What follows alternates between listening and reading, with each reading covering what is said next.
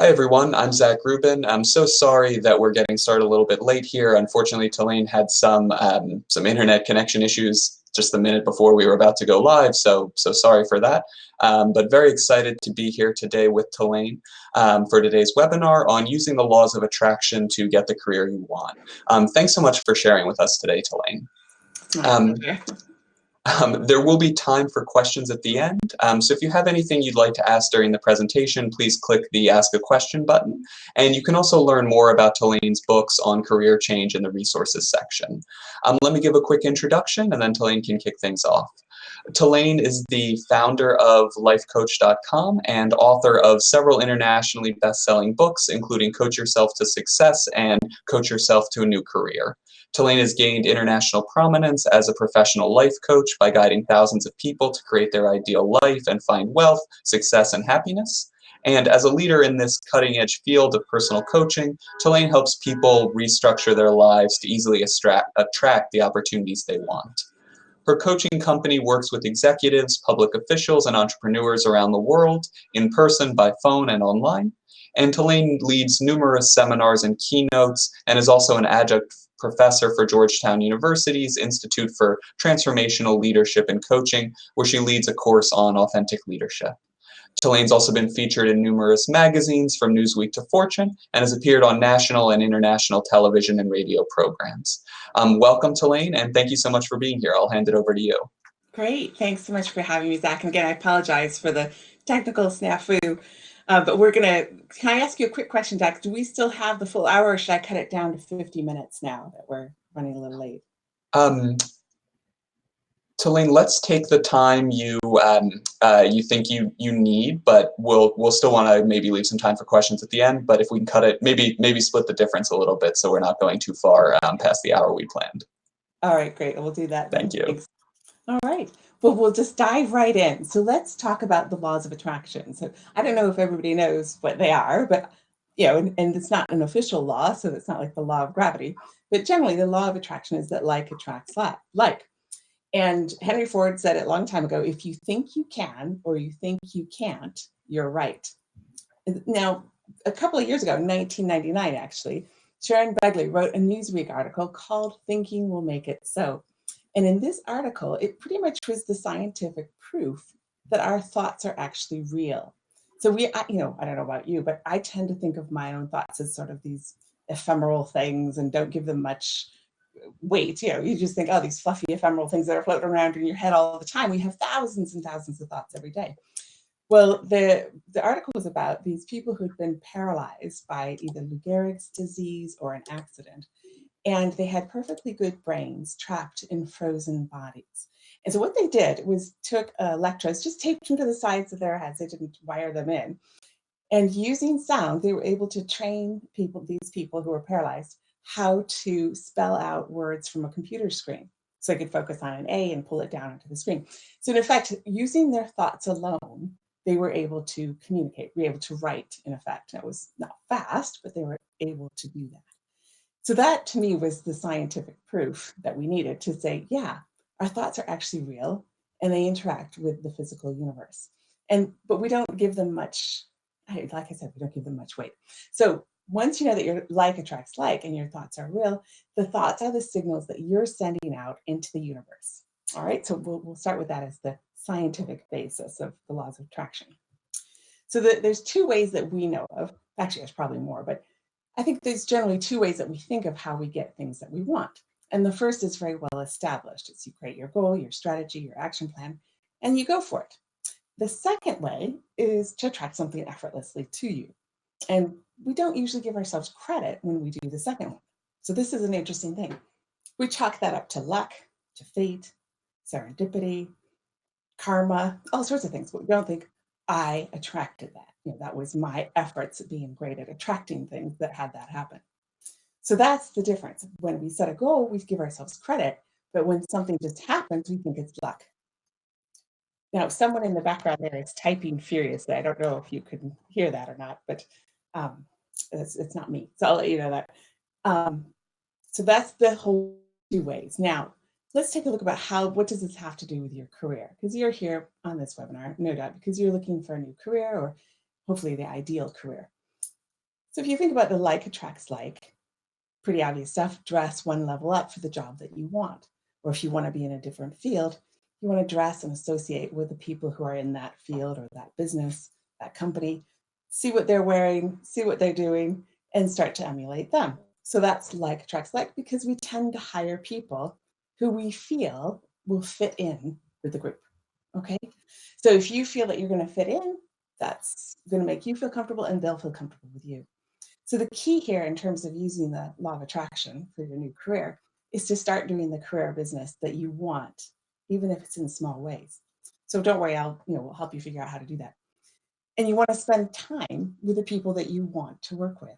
All right. So whether you're volunteering or moonlighting, doing this on the weekend or the evenings, the key is to start. Right?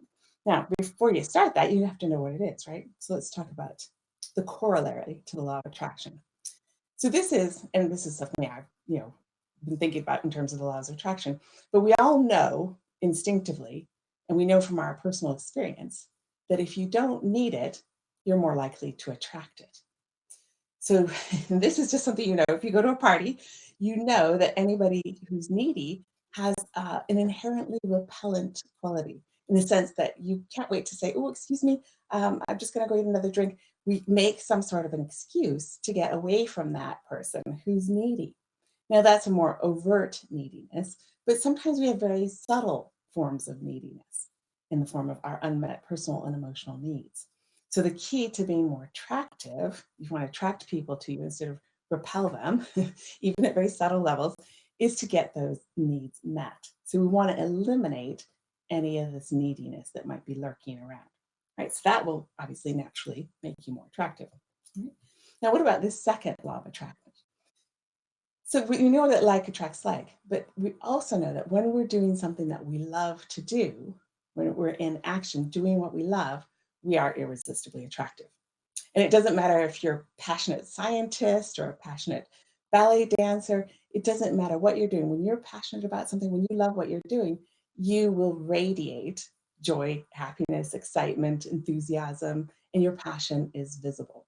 So this is the key thing here. We want to discover what your passions are, what your values are, and then orient your whole life around those so that you're truly expressing those values and passions in your life, right?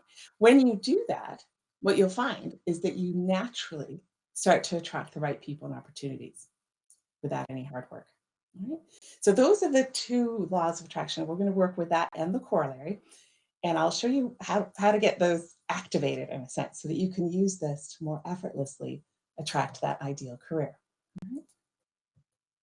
Now, before we attract anything, remember going back to our thoughts being like signals going out there in the universe. And I tend to think of our thoughts as almost like if you imagine you're a radio station transmitting thoughts, like a radio station sends out songs or talk shows, your brain is doing that all the time, sending out these messages to the universe. And they're real. So we now know they're electrical signals that can be picked up.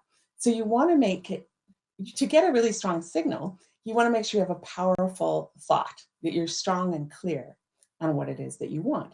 Right? So we got to figure out just what is it that you want? What is this ideal career? And it's not always obvious. Yes. So here's the 7 steps we're going to cover. And I'll whisk through all of these in this, I would say, introductory webinar here of all the content, but you're going to get a lot of content. And then we'll ask the questions at the end. So first of all, we're going to perfect the present. Then we're going to identify what your needs are, because we know that neediness is unattractive. We're going to design your ideal life. Obviously not all today, but something to start thinking about. Identify your natural talents and abilities. Find your core passions and values. And then you'll create an ideal career profile in your life plan. And then we'll give you a few little steps on how to start thinking about that transition. So those are the steps we're going to take to get you toward that ideal career. Let's start with step 1. So the first step, and this is sometimes counterintuitive to people, it's all about perfecting the present. So you want to leave this job, if you're not happy in the job, there's something about it. And our tendency when we're not happy in our work is to not do a very good job. And so what happens from a universe standpoint is that you don't get to pass go and collect your $200 because the universe says, well, you haven't mastered this, so you're going to have to stay stuck in this until you do. And that becomes the problem. You don't want to master it because you're sick of it or bored of it or tired of it or don't like the job in the first place, but you're stuck there. So the key to getting free is to, in a sense, prove to the universe that you can do this thing, and you prove to your boss as well. So you won't get promoted up if you're not doing a good job at the current job that you have. So this might mean learning some elements of your job that you've resisted learning, really master it, get on with it, and perfect this current situation. And what I tell my clients whenever they're looking for a new career is to really take a look at that. Get your own current situation as perfect as possible. So there might be some issues you need to resolve with a manager or colleagues that are driving you crazy. Maybe you don't like your boss. Consider it as an opportunity to learn how to manage up, how to manage your boss. Maybe your desk is a mess or your files. Well, imagine that you're now getting that new job and you need to clean out your desk of all your personal belongings and clear out all your emails. Get everything nice and tidy, ready to go. And then we have a program, a Clean Sweep program. It's just a 100-point checklist. And I use this checklist with clients just to see how organized and kind of in order basic, have they handled basic survival. So you can get that at Life Coach as well. So those are the things we start looking at. Is have you perfected the present as much as you can with what you have right now? So counterintuitive, but actually will set you free. Yes, any questions there? So let's go to step 2 then. And this is all about identifying your needs. Now, this is a pyramid, Maslow's hierarchy of needs. And Abraham Maslow identified a long time ago that the core of this pyramid, the base, is all about our survival needs. So we all know in terms of we need to eat, we need shelter, we need food, we need clothing. So those are our survival needs. And then we need also in survival is safety. We need to feel that we're safe and secure. Okay. So that's the bottom of the pyramid. Second level up are our psychological needs. And these are the needs that I call our personal and emotional needs. So that's the second level. So once you've satisfied survival needs, then you start scouting around for love, appreciation, all the different personal and emotional needs. And if those needs are unsatisfied, you'll find that you're still repelling people and opportunities from you at some level. So this is a really key step. We don't want to skip over this one. And then at the top of the pyramid, this is the self-actualization, when you're fully self-expressed. And in coaching terminology, we say this is when you're living your core values, your passions. This is when you're really feeling creative or fully living the life that you're meant to live, that you feel completely expressed, completely satisfied. So that's your pyramid. And we're going to, in coaching, our job as coaches is actually to take people from the bottom of the pyramid to the top so that we're all fully self-expressed and happy and fulfilled. And so that's part of my goal in terms of working with my own clients. Second step here. So here's the key thing about needs. Needs are always going to be a requirement to be your best. So we know that about food, vitamin C. If we don't have our broccoli and we aren't healthy, we're not going to be our best. So that's key. But also, we don't think of our emotional needs as being requirements. We tend to think of them as optional. And that's just not so. In fact, people deprived, we know that babies who aren't held enough from birth end up having emotional problems their entire life. So our personal and emotional needs are actually really important. And we tend to gloss over them or we aren't consciously aware of them. And this is what I see a lot of the time. People aren't thinking about what their needs are when they're looking about that ideal life or career. And needs can range anything from the need for peace or balance, or the need to be free and independent, the need to be in control, the need to be liked, or even the need to be needed. Some people need to feel useful or needed. So everybody has different needs. We don't all have the same needs. And this is something as well. People make the mistake of thinking that if I have this need, then other people must too. And that's actually not how it works. So I'm not going to go more into that now because it does take about 20 minutes to identify your needs. But we've got a little quiz that you can take for free at Life Coach called the Emotional Index Quiz. And you can find out what your own top 4 personal and emotional needs are. And knowing what your needs are is the first step to getting them satisfied. Because if you don't know what they are, they may actually be running your life unconsciously or subconsciously. You'll be trying to get those needs met, but not really doing it. And it is so important. I was thinking one of my clients, she had the need for peace. And she was doing fine. She was a journalist. And she called me because she was about to get fired from her job. She said, I'm on warning. I've got to start producing things. But ever since we've gone to an open floor plan, it's just so loud and so chaotic. I just can't seem to think. And so we did her emotional index quiz, and she came back, oh yeah, I've got the need for peace. And I said, well, you've got to take this seriously. And she said, well, what am I going to do? I said, well, negotiate with your boss if you can work from home a day or two a week. Maybe you can go to the coffee shop where it's quieter. You could book the conference room. You've got to take this seriously. So that's what she did, and she saved her job. So this is an example how you take your needs seriously. You must take them into consideration when you're looking for your ideal job. And you could be really unhappy if your needs aren't being satisfied. So one of my needs is to be free and independent. And when I worked for a micromanaging boss, she was driving me crazy. Now that I have my own business, I'm happy as can be. So that need is actually important. Even if you're not consciously aware of them, you might just be annoyed or irritated or driven crazy, but not entirely sure why. All right, so very important to take some time to figure that out. Don't do it now, though. It'll take too long to do. So we'll move on to step 3. Now, this one is quite simple, but also hard, and it can be challenging for people. Work is really just one element of your ideal life. So what we want to do is design your whole ideal life first, and then find the work that actually supports your ideal life. And this can be a fun thing. And when I say design your ideal life, this is on paper. You don't have to actually change your life. Your life might look nothing like your ideal life, but to daydream a little bit. Cut out pictures from magazines that might represent elements of your ideal life. You can do just a sketch of your ideal life. So it doesn't matter how you do it, but I'd like you to think about, what are those elements in your ideal life? What would that look like? If you want to live near the beach, well, put a palm tree in, draw a little palm tree in there.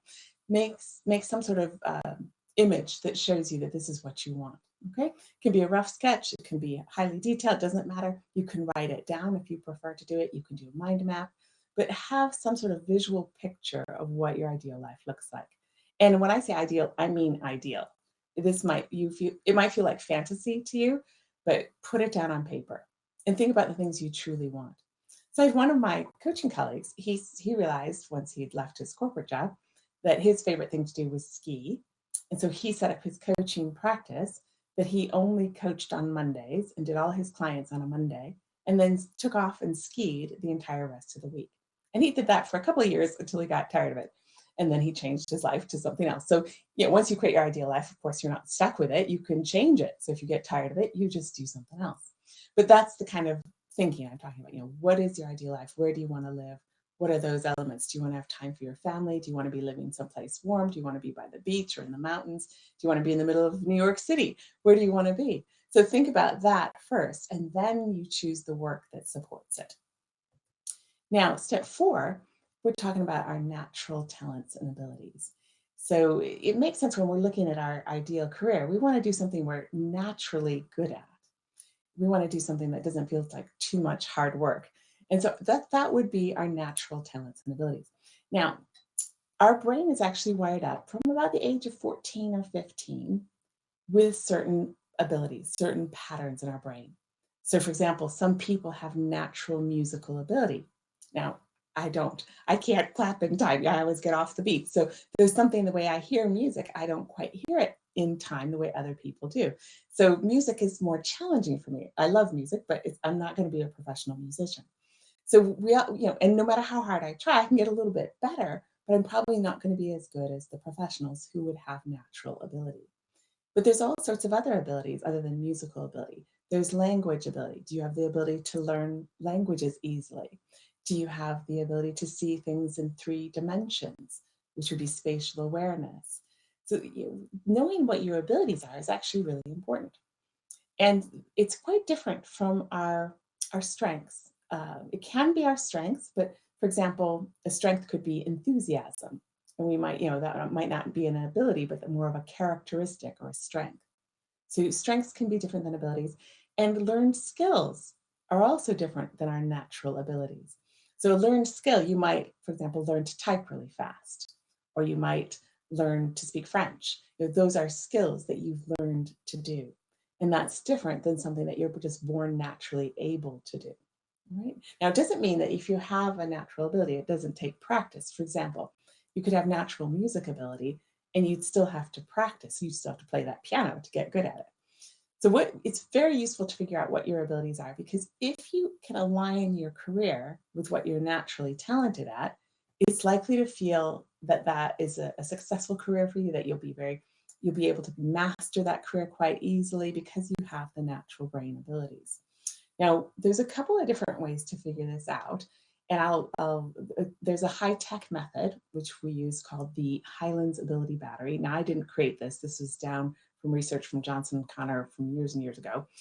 And the Highlands Ability Battery is a 3-hour online computerized assessment that is objective and scientific. So even if you think, oh, I'm not very good at that, it'll tell you exactly how good you are at stuff and what your hidden talents might be. Very useful to know. And I think it's there's a myth out there about our abilities that if we have a natural talent or ability, it should be obvious to us that we would know about it, and that also other people would see that in us. So even if we don't see it ourselves, other people would spot that ability in us. And this isn't actually the truth. So this is kind of a myth that's out there. And speaking from my own personal experience, I went into coaching, to life coaching, some 20 years ago, which is how I got the life coach domain. But I went into it very skeptically and reluctantly. I was in banking before that. But there was no coaching profession. There was no, I wasn't convinced that you could make a living doing this. It seemed a little bit like a fly by night profession. So I went in it quite reluctantly. And I wished I'd had the ability battery, the Highlands ability battery, because it would have shown whether coaching was actually an ability of mine or not. And thankfully it is. So I went in very skeptically, not sure if I could do this, not sure if I was good at it. And I would have had that confidence if I'd known what my natural abilities were. At the time, I was managing a financial center downtown in Manhattan and feeling like I had not tapped into my full potential. So I had this feeling that there had to be something better out there for me, but I just didn't know what it was.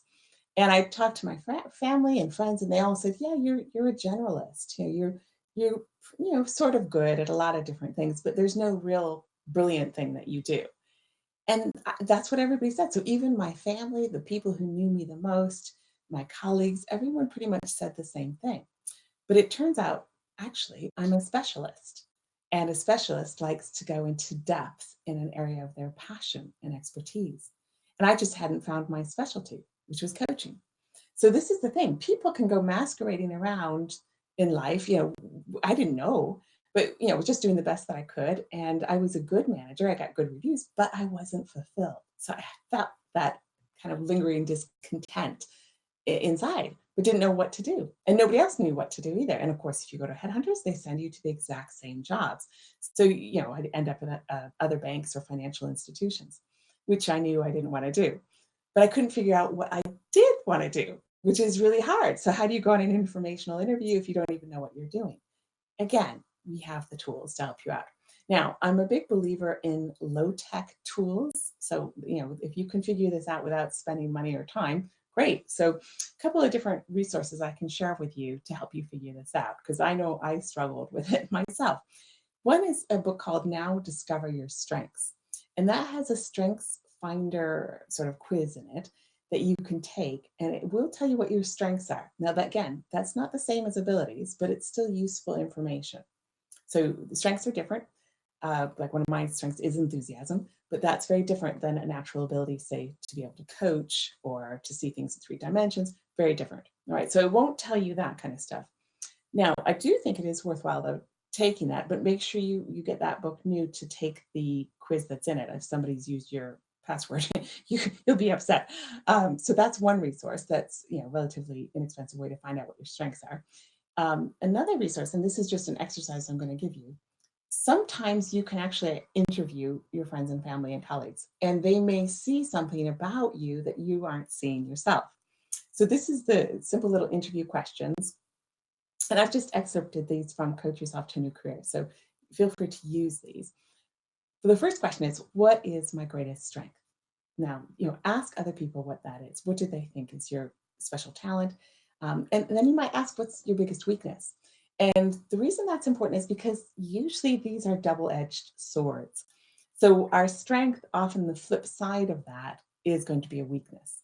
So the only reason we ask about weaknesses is so that it almost confirms your strength.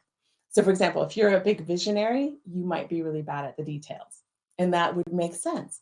So you don't want to start focusing on your weaknesses. What you want to do is build up your strengths. And this is what always drove me crazy when I was working in the corporate world. They yammer on about developing your weaknesses, and actually they should be developing your strengths. It's really hard once you know how very different our brains are and how very differently they're wired up. It might be really difficult for you to get good at your weaknesses. It's not necessarily going to be a brain ability that you have. It might take a lot of work and a lot of effort to get good at that. Far better to do a little bit of damage control, try to delegate your weaknesses, and instead work on developing your strengths so that you can become masterful. And when somebody's masterful at something, we tend to not care if they're not so good at other things. I mean, you think about Serena Williams playing tennis. Do we care if she can balance her checkbook or not? We don't care, right? We just want to watch her play tennis. So that her mastery in one area covers a lot of faults potentially in other areas. So that's the key thing. You want to do some damage control on your weaknesses, but then strengthen your strengths. So the next question to ask your friends and family, and I'd say ask, at least 5 people, if not more, ask them directly, what's my special talent or gift, and see what they say. And then my favorite question, if I were on the cover of a magazine, what would it be and what would the story be about? And then when am I fully expressing this gift or talent? So what am I doing when I'm expressing this gift or talent? So you want to take a look and see tabulate the results. Interview people almost like you're a reporter or a scientist collecting data, and then tabulate your results and see what happens. I actually had a client who did exactly this. This is before I even knew about the Highlands Ability Battery. So this is a very good low-tech solution. And all of his friends came back saying, oh, his passion was golf, that he should be on Golf Magazine or Golf Digest. And the story would be about how he used golf to take his career to the next level. Now, at the time, he was working in banking on the operations side of the bank. And he wanted to move into sales because he was tired of operations and he liked to play golf. And he figured, well, if I'm on the sales side, I could actually spend my daytime hours playing golf with our best clients. And so what he decided to do was take the idea from his friends and family, and we talked about a plan, and he decided to create a golfing event for all the top management and top clients. So he organized all this. And of course, in doing so, he met all the top clients in the bank and all the top senior management as well. And he did a great job organizing this voluntarily on top of his normal duties, which he also continued to do well. Remember, perfect the present. And he used that event to then move into sales because obviously everybody thought he was great. And he said, I'd like to actually move into sales. So I sent him to some sales training and off and away he was. So he actually leveraged this little exercise into a whole new, much more satisfying career where he'd get to do what he loved every day. Right, so that's just a fun story, but you can actually take this and potentially run with it without having to do anything more scientific. So if you can, go right ahead with that. All right, so what's the next step? 5, passions and values. Now, this is another one of these areas where we think we should just know what our passions and values are, that we should just, obviously if it's a passion, we would know about it, and it's not actually true. Sometimes it's hard to tell what our real passions and values are. And sometimes, I think, again, another myth about careers, people think it has to be love at first sight. Not necessarily. You might have to actually start doing the work before you say, actually, now that I've stuck in and really started doing this work, I'm quite enjoying it. And I know for myself personally with coaching, I was very skeptical about it and very reluctantly going into the profession. But once I started coaching people, I loved it. Once I started going through all the materials and the courses, I loved it. And so that's the difference. You might have some perceptions about that field or that job, but when you start doing it, you may realize it's a lot more fun than you thought. So the key thing with our values, they're what we're naturally inclined to do. So if you could imagine that you've won the lottery and you now never have to work for money again in your life, so money is not the issue, and your fairy godmother has come down and said, you can do whatever you want. and you've been to a beach for at least 6 months and are totally rested and refreshed and relaxed. And now you wake up and say, you know what, I'm getting a little bored of this beach. What am I going to do now? That would be your core values. It's what you would naturally want to do, regardless of the money. Right? So that's the key. Now, how do you find out what those are? There's something called there's a couple of methods that we use, and one of them is the highlights of your life method. And this is just simply to go through your life and imagine you had a big yellow highlighter, and you just want to highlight through the peak experiences in your life. What were the best times of your life? So if I'm thinking back to my own life, I would have given my year abroad in Spain when I was studying in Spain. That whole year would have gotten a big yellow highlight. That was one of my best years ever. Then make through your list, and then you want to take a look at our values list, and you'll be able to get this again from Life Coach, a True Values program. And you look through and see what are the values that were behind that activity. So in the case for me, being in Spain, what that year was about was travel and adventure. So that's something I love to do. If I win the lottery, I do that even more. So travel and adventure was a core value. Now, somebody else might go to Spain and have a different underlying value that same year abroad. So that might be that they feel connected, or some other value, beauty of the countryside, who knows? So you could have the same experience, but the underlying value is what makes it so important to you. So this is key. Go through your highlights of your life, and then you'll start picking out those core values. Now, values, unlike needs, tend to jump out at people. We love to do them. Whereas with needs, our emotional needs, we're kind of afraid to admit that we have those needs, or we don't want to admit that we have those needs. So those we're a little bit more reluctant about. But values, we tend to think, yes, I want to do this. The other method that I like is the envy method. And this is when I use if I'm at a cocktail party and I don't have, somebody says, oh, can you help me with my finding it the right career? And I can only ask them one question. I can't give them some 3-hour computerized assessment. So what I would do instead is say, well, who do you envy and why? What is it about them that you want? You might not envy their whole life, but there's some piece of their life that you want, or you want to have or be like. So think about the people you envy, the more the better, and what exactly it is that they have that you want. And the great thing about envy is one of the 7 deadly sins, right? So it's supposed to be a negative thing. But in coaching, we love it because envy is, I consider it the green light for go for it. If somebody else has achieved it, that means it's humanly possible for you to achieve too. In fact, you might want to talk to the people who have achieved what you want and find out how they did it, and then get there even faster, because they'll probably tell you the mistakes they made and what you could do to get there even faster. So envy is another method of finding out what you might value, because it's what you secretly want but maybe are afraid to admit. And then, what games did you play as a child? See, kids are naturally going to do what they love to do, and kids are full of beans. They're full of energy. They're always running around full of energy. So I've got 2 kids, so I know about that. And they naturally do activities that energize themselves, and or that somehow give it, and they might do lots of different things. When I was a little kid, I was always in the middle of a mud pile. I loved mud and playing in the mud, much to my mother's chagrin, but I was always covered in mud. Now, what's the adult version of that activity? For me, it was pottery. I actually really love throwing pots on a wheel, playing in the mud. So I still like playing in the mud, but now I've got an adult version of that activity. I don't necessarily want to become a professional potter, although that could be an option for some people. But it is what I'd call a high flow activity, an activity that's very grounding. It gives me a certain energy. It energizes me. So even if your passions and values don't become a career for you, you might find that they're really great ways to get energy.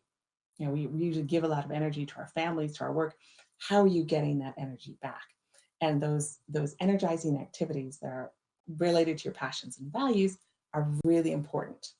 So if you're going for a job interview and you're doing something in your spare time, whether that's dancing or pottery, that energizes you, and the other candidate's equally qualified, but is not doing something that energizes them, you're going to have the advantage, because you're going to be lit up, you're going to be energized, you're going to look like you're having fun, you're going to be the person they want to choose, because you are having more fun in life, and we want to work with people who are having fun.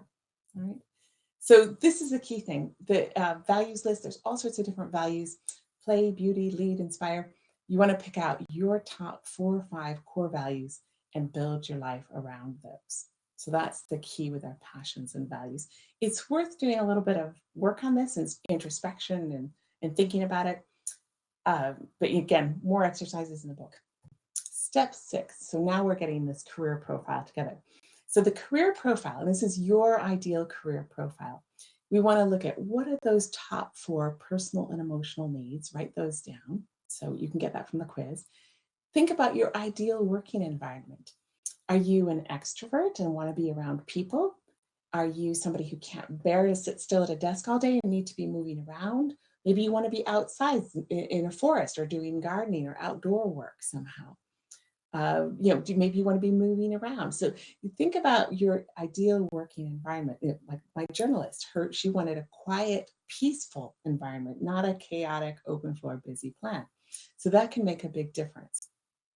What are your core values? So again, thinking about those true values, what are your top 4 or 5 values? What is most important to you? And then, of course, what are your unique talents and abilities? So write those down. Any skills that you might want to do. Sometimes people have a skill to say, yeah, I speak French fluently. I'd like to use that ability. I'd like to use that skill. Well, good. Put that down. Maybe there's some special skills you really enjoy using. Who do you envy and why? So think about that. What does that point to? And then put it all together to create and write your own ideal job description. Now, I did this years ago, and at the time, there was no job like that. Life coaching hadn't been invented yet as a career. So when I wrote my, job down, there was no such thing really, but I kept it. And this was what I wanted. If my fairy godmother could invent a career and write a job description for me, that's what I wrote down. So at the time, it didn't really exist. So all I could do was start to do pieces of it and start to build toward that. And of course, then life coaching came around. So, and this is what's going to happen. You may actually be the next person to invent the next profession. We keep getting new things. I mean, web designers are pretty new. That's not a generation old. Life coaches are new. Who knows what's going to come up next? So don't be afraid if your career doesn't currently exist. You may be the person to create it.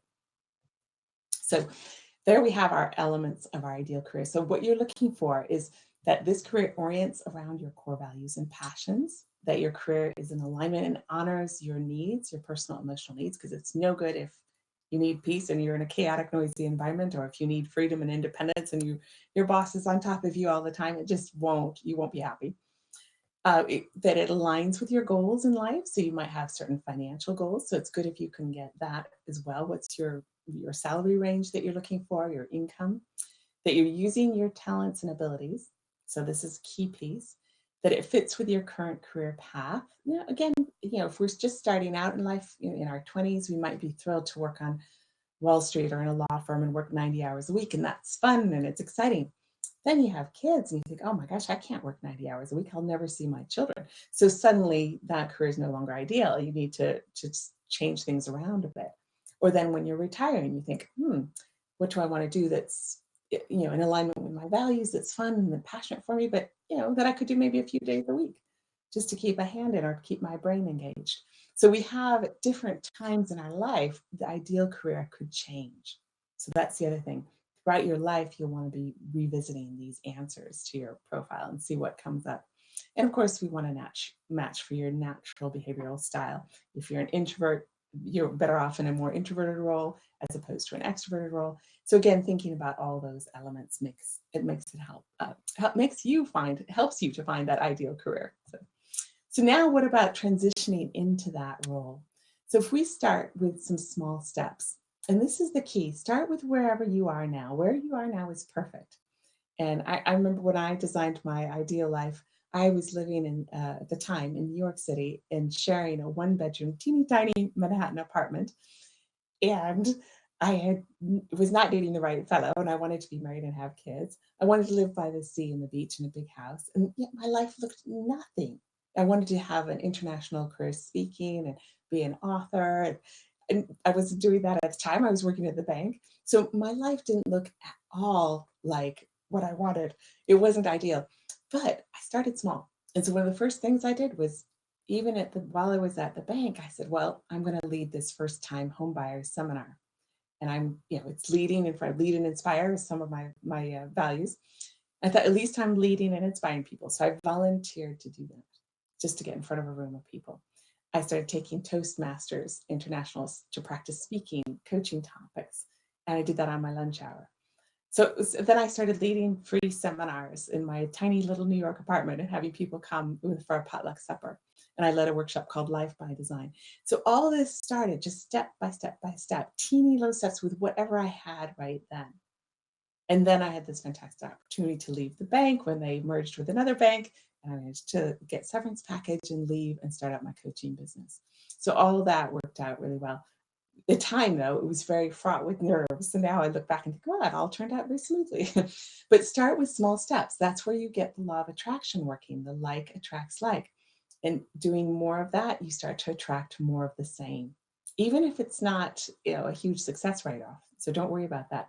So I'd recommend that you start with a values-based project. Figure out one of those top true values, and then design a little project around it. So when I started with my little Life by Design seminars in my apartment, that was a values-based project to honor my value to lead and inspire others.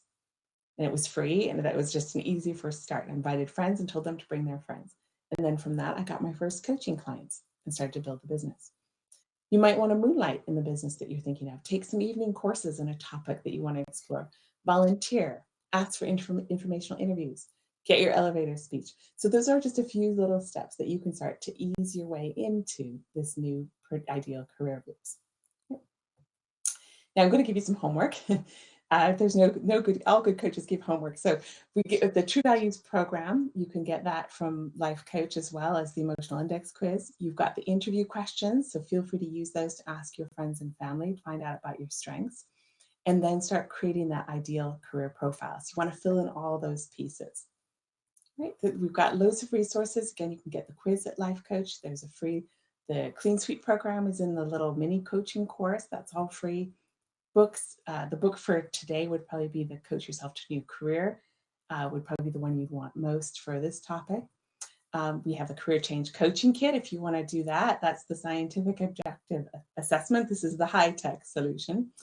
And then if you want to contact us, feel free to do that. So if you have any other questions, we're here to help. I wanted to give you a chance, though, to ask some questions, and I think I've saved just enough time.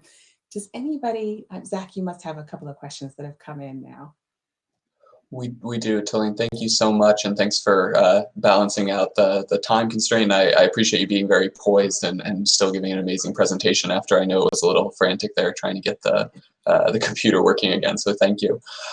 We do have several questions, and people can continue to enter them in. One person has asked, and I was wondering this myself actually, just about the idea of kind of natural abilities and natural strengths seems to be somewhat focused on kind of a fixed versus growth mindset. Can you maybe help explain sort of the difference between those and how people can kind of reconcile those seemingly opposing ideals? Yeah, the brain has a plasticity to it. So we can form new neural pathways in our brain throughout our lives. So this is true. Our brains do have certain plasticity and we can create them. However, the research says that it takes about 10,000 hours of work to create that new neural pathway in our brain. And I'm not actually even convinced that some things we'll ever be able to do. So, for example, I have terrible spatial relations awareness. So that's one of the things we test for, and that, as much as I would like to improve that and try throughout my life to get better at that, I just don't seem to be able to see things in 3 dimensions. And, with music, I have joined a choir and sing, and I have gotten better at music. So even my mom says, wow, you're singing in tune now. So with practice, you can get better at things. So I don't ever want to say that you can't get better at something. The key is, if it's a passion for you, you're going to be more likely to put the time in. Because if you don't have the natural ability, which often really comes down to what are your, just, for example, you have a client who has 3 master's degrees. Like 3 masters, if that's a lot of studying for her to remember what she And those are the two ways most of us learn. If you go to a class and your teacher or professor is speaking, they're going to be telling you stuff, and they're going to be reading books and taking notes and reading stuff. So I said, well, how did you manage to get 3 masters and do that successfully? And she said, well, on a Saturday night when everybody else was out having pizza and a beer, I was there reading the book for the 3rd time, underlining it and reading it aloud. So she said, I just had to work harder. So it doesn't mean you can't do that. And she obviously had a passion for learning, and that one of her core values was to learn. So that was a core value for her. So getting those master's degree, even though she didn't have the natural ability, it wasn't necessarily easy for her, but her passion could override the day. So I don't want to say you can only do stuff that you have the ability for, but if you do happen to have the ability, it sure makes the job easier.